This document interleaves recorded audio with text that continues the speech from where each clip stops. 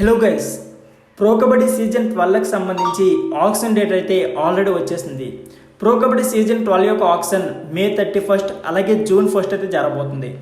So ఇప్పటికీ అన్ని టీంలు అయితే తను రిటైన్ చేసుకున్న ప్లేయర్స్ లిస్ట్ అయితే అనౌన్స్ చేశారు.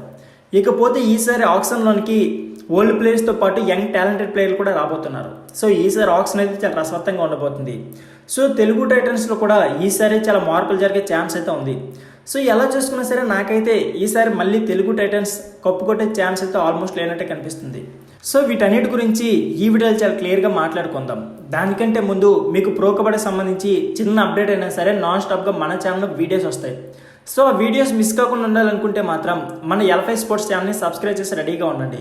అంతేకాకుండా ఈ వీడియోకి నేనైతే 500 లైక్స్ అయితే టార్గెట్ ఇస్తున్నా.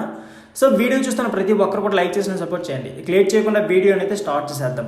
ప్రో కబడ్డీ సీజన్ 12 ఆగస్టులో స్టార్ట్ కాబోతుంది.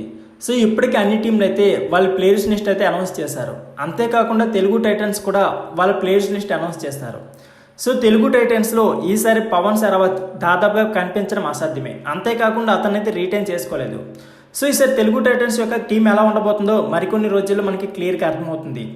సో ఈసారి ఆక్షన్లో తెలుగు టైటన్స్ ఎవరిని బై చేయబోతుందో మరికొన్ని రోజుల్లో ఈ ఛానల్లో క్లియర్గా తెలుసుకుందాం. So friends, thank you for watching.